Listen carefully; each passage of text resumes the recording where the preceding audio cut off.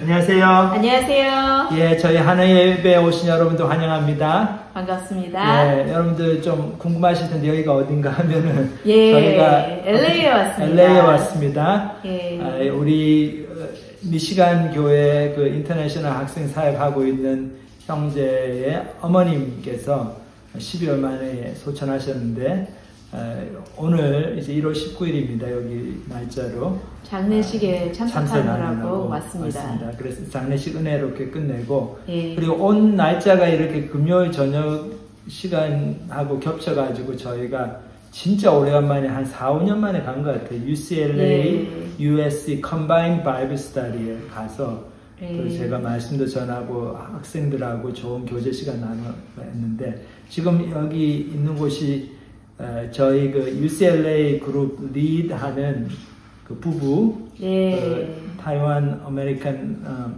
한 와이프는 타이완이시죠. 예. 예. 타이완에서 공부하러 미국에 왔는데 캠퍼스에서 선 예. 공부 마치고 그 리더분들 집에 와서 같이 여기 보시면 우리 디프리하고 있습니다. 여기 앞에 저기 보이는 저기가 우리 커플입니다. 리드 커플 하워드하고 케이시. 그리고 여기 보면 다른 분들도 많이 있습니다. 예. 웨이브 해주세요. 부담 갖지 마시고 예. 손 흔들어 주시면 인사해주세요. 감사하겠습니다. 예.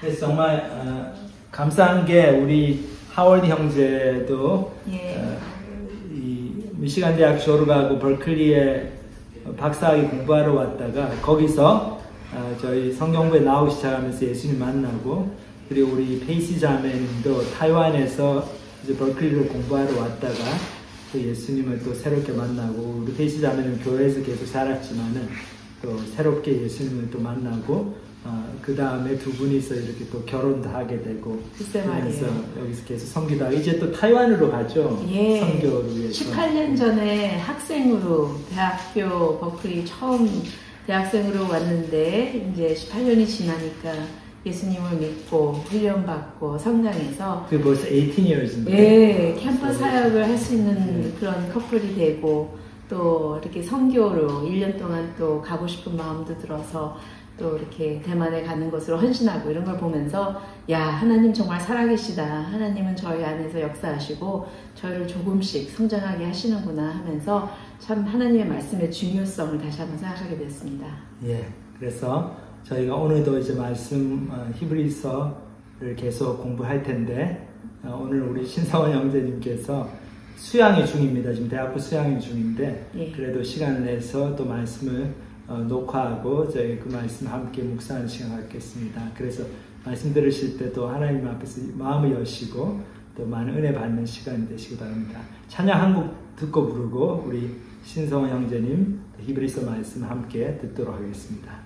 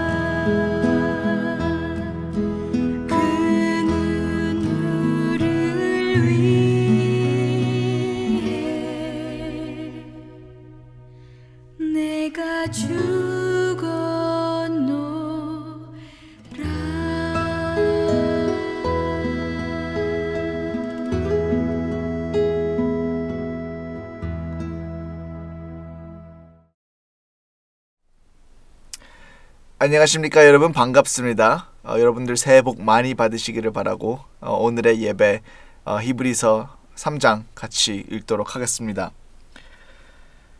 그러므로 함께 하나님의 부르심을 받은 거룩한 형제 여러분, 우리가 고백하는 신앙의 사도이시며 대제사장이신 예수님을 깊이 생각하십시오.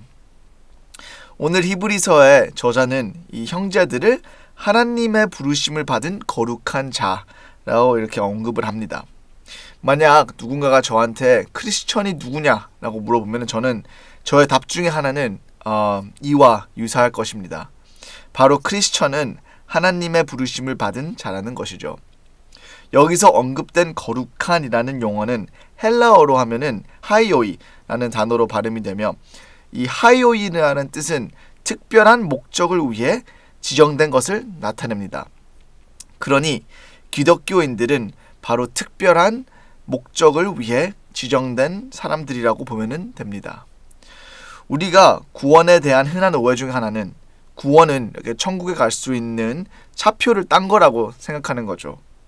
많은 사람들은 구원이 무슨 우리가 죽을 때 쓸 수 있는 복권처럼 생각을 하고, 그러니 구원을 받은 자는 그 순간 아싸! 하나님 감사합니다! 이런 마음을 가지면서 이 구원이라는 복권을 이제 자기 주머니에 넣고 자기가 살던 대로 계속 살아갑니다. 뭐 교회 가서 예배 보는 거 말고는 그 사람의 삶에 변화는 보이지가 않습니다. 이것이 너무나도 안타깝게 기독교에 대한 오해가 된 것 같습니다. 여러분, 하나님의 구원은 바로 거룩함을 말하는 것입니다. 구원을 받는 자는 그 순간 특별한 성스러운 용도로 지정되는 것입니다. 이것이 바로 하나님의 부르심이라는 것이죠. 그리고 사도 바울은 이렇게 말합니다. 하나님께서는 우리를 구원해 주시고 또 그분의 거룩한 일을 위해 우리를 부르셨습니다. 그것은 우리의 선행으로 된 것이 아니라 하나님의 목적과 은혜로 된 것입니다. 그 은혜는 영원 전에 그리스도 예수님 안에서 우리에게 주신 것인데, 이렇게 나와 있습니다. 예수의 지상 사역 동안에는 예수님은 사람들에게 자기를 따르는 제자가 되라 이렇게 부르셨습니다. 누가복음에 나오는 이 젊은 지도자의 이야기가 있죠. 이 젊은 지도자는 예수님을 찾아가 영생을 어떻게 하면 얻을 수 있냐고 물어봅니다. 그리고 이 대화를 통해 예수님께서는 구원과 영생은 특별한 행동으로 얻는 것이 아니라 예수님을 앞장세워 예수님을 따라가는 것이라고 말씀을 하시고, 이 큰 부자였던 지도자는 예수님을 따르기보다는 돈을 더 중요시 여겼기 때문에 슬픈 마음으로, 안타까운 마음으로 예수님을 떠나버립니다. 돈 때문에 영생을 버린 이 지도자의 이야기는 정말 무시무시한 경고로 우리한테 다가옵니다. 그러니 여러분, 크리스천은 예수님을 따르는 자를 말하는 것입니다. 그리고 예수님을 따른다는 것은 바로 이 예수님을 깊이 생각하며 산다는 것이죠. 성경 묵상과 기도로 예수님을 깊이 생각하며 우리의 삶이 변해지는 것을 느낍니다. 예수님을 깊이 생각하는 자는 전에는 꿈도 못 꿨던 말과 행동을 할 수 있게 됩니다. 2차 세계대전 때 네덜란드에서 나치들한테 유태인을 숨기다 잡힌 코리 텐붐 여사는 이 전쟁이 끝난 후 한 그녀가 있었던 수용소에 있었던 나치 군인을 만난 적이 있습니다. 그는 자기가 전쟁 후 예수님이 자기의 죄를 용서해 준다는 것을 믿게 됐다고 하고, 텐붐한테서도 용서를 받고 싶다고 말을 했습니다. 그리고 텐붐 여사는 그때 그 기억을 회고록에 이렇게 기록을 했습니다. 나는 그때 그 사람을 용서하고 싶은 마음이 조금도 없었지만 용서해야만 한다는 주님의 명령이 내 마음속에 깨달아지는 순간 하나님 명령이라면 할 수 없지요. 그러면 용서해야지요 라고 생각했다. 그래서 나는 용서하고자 하는 마음과 느낌이 없이 다만 하나님의 명령에 순종하기 위해서 손을 내밀었다. 그런데 이상한 일은 내가 하나님의 명령에 순종하여 손을 내밀어 그를 안는 순간 주께서 내 마음속에 그를 진심으로 용서할 수 있는 마음을 부어주셨다는 것이다. 그러면서 코리 여사는 그 일기장의 마지막에 이런 인상 깊은 글을 썼습니다. 명령을 수행할 수 있는 능력은 성령에 의지한 순종을 통해서만 가능하다.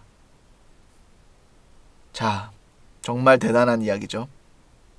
텐붐 여사는 자기 자신의 힘으로서는 그 나치 군인을 용서할 수는 없었겠지만 이 순간 예수님이 자기 자신을 위해 십자가에 박혀 돌아가신 것을 깊이 생각하며 하나님이 부르시는 거룩한 행동을 택할 수가 있었지요. 우리는 텐붐 여사의 삶과 많이 비교할 점이 없을 것 같아도 하루하루 살아가면서 크리스찬으로서 우리 자신의 말, 행동, 생각이 거룩하게 변해지는지를 생각해보면 어떠할까 생각해봅니다. 본문을 계속 읽도록 하겠습니다. 모세가 하나님의 집에서 충성했던 것과 같이 예수님도 자기를 보내신 하나님께 충성하셨습니다. 집을 세운 사람이 그 집보다 더 존귀한 것처럼 예수님은 모세보다 더 큰 영광을 받으실 만합니다. 어느 집이든 그 집을 세운 사람이 있듯이 모든 것을 창조하신 분은 하나님이십니다. 모세는 하나님께서 장차 말씀하실 것을 증거하기 위해 하나님의 온 집에서 종으로 충성하였으나 그리스도는 하나님의 집을 맡은 아들로 충성하셨습니다. 만일 우리가 희망으로 인한 용기와 자랑스러운 기쁨을 끝까지 굳게 지키면 우리는 곧 하나님의 집입니다. 여러분, 유대인들한테 가장 높이 존경받는 두 인물이 있습니다. 바로 아브라함과 모세입니다. 모세는 성경의 처음 5권인 펜타투크의 저자로 우리가 믿고 있고 히브리 민족의 구원자로서 모든 유대인들의 깊은 존경을 받는 자입니다. 저희가 출애굽기를 같이 공부했을 때를 기억하시면 모세가 어떤 자인지 좀 더 잘 기억이 나겠지만 출애굽기에서 한 구절을 다시 읽어보겠습니다. 여호와께서는 마치 사람이 자기 친구에게 말하듯이 모세와 대면하여 말씀하셨다. 그러고서 모세는 야영지로 돌아오곤 했으나 눈의 아들이며 모세의 보좌관인 청년 여호수아는 회막을 떠나지 않았다. 자, 성경에서 하나님과 사람의 관계를 이렇게 사람이 자기 친구에게 말하듯이는 정말 찾아보기 힘듭니다. 이 세속화된 현대사회에서 모세 같은 존재가 있을지는 모르겠지만 모세라는 사람은 어떻게 봐서는 한국인 입장에서는 이순신, 세종, 안중근 의사를 합친 자라고 보면 어떨까 한번 생각을 해봅니다. 그렇게 모세는 유대인들한테는 정말 어마어마한 영웅이자 역사에 남겨진 사람이라고 보면 됩니다. 제가 지금 모세의 중요성을 꺼내는 이유는 모세의 중요성을 뼛속까지 느끼며 살던 1세 세대 사람들의 입장에서 보면 이 본문, 이 구절의 말씀이 얼마나 중요하고 의미 있는지를 보여줍니다. 왜냐하면 이 본문에서는 이렇게 말을 하기 때문이죠. 예수님은 모세보다 더 큰 영광을 받으실 만합니다. 왜? 모세는 종이었지만 예수님은 하나님의 아들이기 때문이죠. 그래서 성령님도 이렇게 말씀하십니다. 오늘 너희가 그의 음성을 듣거든 광야에서 시험할 당시 반역하던 때처럼 못된 고집을 부리지 말아라. 거기서 너희 조상들이 나를 떠보고 시험하였으며 40년 동안 내가 하는 일을 보았다. 그래서 내가 그들에게 노하여 그들의 마음은 언제나 미혹되어 내 길을 알지 못하였다 하였고 또 내가 분노하여 그들은 안식처가 될 약속의 땅에 들어오지 못할 것이다 라고 선언하였다. 히브리 사람들은 광야에서 하나님과 모세를 향해 몇 번씩 반역의 기지를 보였습니다. 그리고 반역했던 자들은 큰 벌을 받게 되죠. 그리고 안타깝게도 히브리 사람들의 반역은 계속 반복되었고 하나님께서는 이집트를 떠났던 세대들은 약속의 땅을 밟지 못하고 죽게 된다고 말씀을 하시고 정말로 이집트를 떠났던 세대들은 약속의 땅을 밟지 못하고 죽게 됩니다.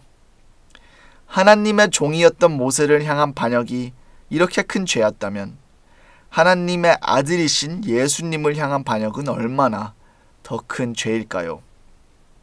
우리는 하나님의 말씀, 예수님 앞에서 고집을 부리지 말라는 경고를 받았다고 생각하면 됩니다. 그의 음성을 듣거든 바로 우리는 성령의 음성을 성경에서, 기도에서, 우리 인간관계의 대화 속에서도까지 들을 수가 있습니다. 우리의 삶에서 성령의 음성을 들을 수 있는 기회는 자주 옵니다. 교인이라면 당연한 것이고 교인이 아니더라도 대화 속에서 아니면 혼자 있을 때 갑자기 다가오는 영적인 생각 안에서 아니면 자연의 아름다움에서 사랑하는 사람의 죽음으로써 그리고 영화나 소설에서까지 성령의 음성을 들을 수 있는 기회가 우리한테는 너무 많습니다. 형제 여러분 가운데서 믿지 않는 악한 마음을 품고 살아계신 하나님을 떠나가는 사람이 생기지 않도록 조심하십시오.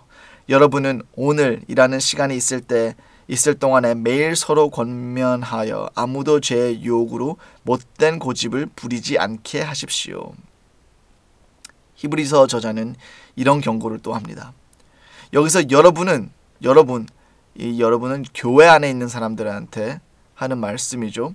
그리고 우리가 교회를 다닌다고 마음 놓고 지낼 수 없는 점 중 이유로 하나가 바로 교회 안에서도 교인들 중에서도 악한 마음을 품고 하나님을 떠나버리는 일이 생기기 때문입니다.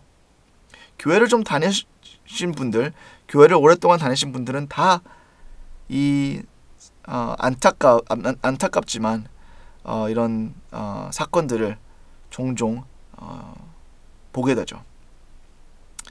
교회 안에서도 교인들 중에서도 악한 마음을 품고 하나님을 떠나버리는 일은 안타깝게도 자주 생기는 일입니다. 그러니 어떻게 해야 하나요? 성경은 오늘이라는 시간이 있을 때 매일 서로 권면하여 아무도 제 유혹으로 못된 고집을 부리지 않게 하십시오. 그러니 오늘, 매일, every day 서로를 권면하라. 우리가 이런 말씀을 들을 때 정말 아주 현실적으로 생각해 봐야 된다고 생각을 합니다. 우리는 죄의 유혹을 피하기 위해서 어떻게 해야 된다는 거죠? 매일 하루하루 만나며 서로를 권면하라고 저자는 말씀을 합니다. 아니, 명령을 내립니다. 그러니 일주일에 한 번 만나서 예배 보고 식사하는 것만으로 우리는 교회 생활에 만족하면 안 됩니다. 그리고 또 이 말씀을 읽으면 신앙생활을 혼자 할 수 있다는 생각을 가지기가 우리 성경의 말씀에서는 찾아볼 수 없다는 것을 다시 한번 인정할 수가 있습니다.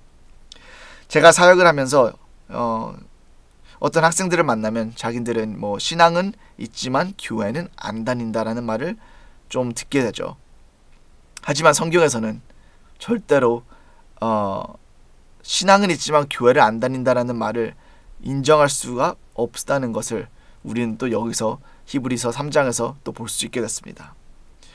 죄의 유혹은 우리가 혼자 싸워 이길 수 있는 것이 아니기 때문입니다. 우리 나약한 자신으로서는 죄의 유혹을 이기지 못할 것입니다. 우리 모두한테는 교회 그리고 매일 만날 수 있는 형제들은 우리의 신앙생활에 꼭 필요한 것이죠. 교회가 어쩔 때는 정말 지긋지긋한 곳으로 느껴질 때가 있을 것입니다. 또 뉴스에서도 타락한 교회의 리더들을 볼 때마다 부끄러움을 느낄 수 있습니다. 우리가 살면서 교회의 불만과 불평은 당연히 한 번씩은 느꼈을 것이고, 또 더 안타깝게도 교회 안에서 일어나지 말아야 할 일들이, 세상에서 일어나도 부끄러울 일들이 일어나기도 합니다. 하지만 그렇다고 누가 물이 맛없다고 물을 안 마십니까? 누가 공기 냄새 안 좋다고 숨을 안 쉽니까? 물과 공기가 우리의 육체를 살려 유지한다면 교회는 우리의 신앙을 유지하는 공동체입니다. 여러분, 이 교회를 유지하기 위해서는 교인들의 희생이 필요합니다. 희생이라기보다는 헌신이 또 필요합니다. 왜냐하면은 교회가 건강하기 위해서는 여러 가지의 그런 재료가 있기 때문이죠. 요리하듯이. 그래서 뭐 집을 산다 할 때도 뭐 직장을 보고 동네를 보고 학교를 보는 것 같이 저는 뭐 교회도 한번 봐야 된다고 생각을 합니다. 아니면 내가 다니고 있는 교회랑 어느 정도 가까운지도 생각을 해봐야 된다고 저는 생각을 합니다. 그리고 또 내 옆에 살 동네에 교인들이 있는지, 자주 만날 수 있는 교인들이 있는지, 그것도 아주 중요한 것이라고 생각을 합니다. 우리 사회가 이제 코로나 후에 점점 이제 비대면으로 변해져 가고 있죠. 그래서 뭐 간단히 뭐 어플로 문자 보내고 화상 토크를 할 수 있지만, 그래도 사회의 변함을, 우리 기독교인의 신앙을 변해버린다는 것은 좀 안타까운 일인 것처럼, 여러분들 우리 정말 우리가 육체적으로 매일매일 만날 수 있는 교인들, 우리 옆에 있는지 한번 생각해 봐야 되고, 또 서로를 권면할 수 있는 그런 관계를 가진 교인들이 있는지도 한번 다시 생각해 봐야 되고, 이 교회라는 단체에서 이런 질문을, 이런 것에서도 정말 집중을 해야 된다고 생각을 합니다. 그냥 일요일에 한번 만나서 식사하고 이런 것도 당연히 좋지만, 예배 보는 거 당연한 거지만, 그것을 떠나서 이런 성경의 말씀을 보면 정말 교회랑 교인들의 관계가 얼마나 더 가깝고 친밀해야 된다는지 저희는 볼 수 있는 것 같습니다. 본문을 다시 계속 읽도록 하겠습니다. 우리가 처음에 가졌던 확신을 끝까지 지키면 모든 것을 그리스도와 함께 누리게 될 것입니다. 성경에서는 오늘 너희가 그의 음성을 듣거든 반역하던 때처럼 못된 고집을 부리지 말아라고 하였습니다. 말씀을 듣고도 하나님을 노엽게 한 사람이 누구였습니까? 모세를 따라 이집트에서 나온 모든 사람들이 아니었습니까? 또 하나님께서 40년 동안 누구에게 노하셨습니까? 죄를 짓고 광야에서 쓰러져 죽은 사람들이 아니었습니까?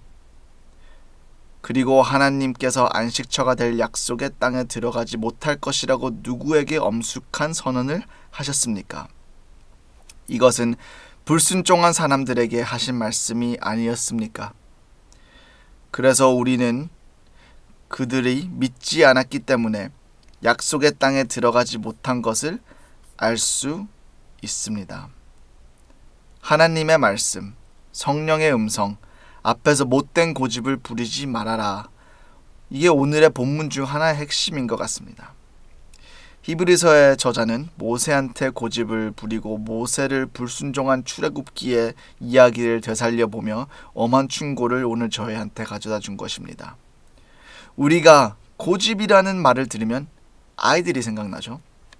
고집 부리는 아이는 자기가 원하는 것을 가지기 위해 현실에 부닥치면서까지 말썽 피우는 모습을 보입니다. 그렇다면 어른이 된 저희가 하나님 앞에서 고집을 부린다는 것은 과연 어떤 것일까요? 이집트를 나온 백성들을 한번 보면은 그들은 하나님 앞에서 모세 앞에서 불평을 엄청 많이 했습니다. 그리고 그들은 하나님이 그들을 돌보지 않는다고 생각을 자주 했고요. 하나님이 그들을 위해 베푸신 은혜를 계속 잊어버리고 우상 숭배를 하며 하나님을 모욕했습니다. 그리고 이 고집의 특징 중 하나는 40년이란 긴 세월 동안 그들은 변하지 않았다는 것이죠. 고집의 특징 중 하나는 변하지 않는다는 점입니다. 고집을 부리는 아이는 오랫동안 한자리에서 있을 수가 있습니다. 우리가 고집을 생각할 때 중요한 특징이 바로 고집은 오래 간다는 것입니다.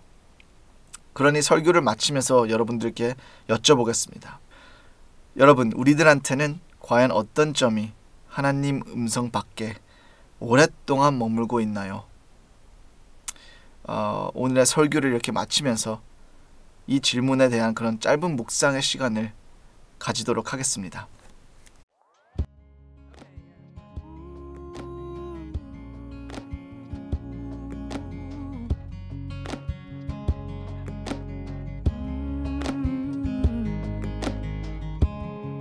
On a Sunday evening, I'm looking back over all the years and where I've been, looking at the photographs. I'm remembering you were right there, and you have been ever since. With every page that turns, I see your faithfulness. Ooh, the mountain where I climbed, the valley where I fell, you were there all along. That's the story I'll tell. You brought the pieces together, made me that storyteller. Now I know it is well, it is well. That's the story I'll tell.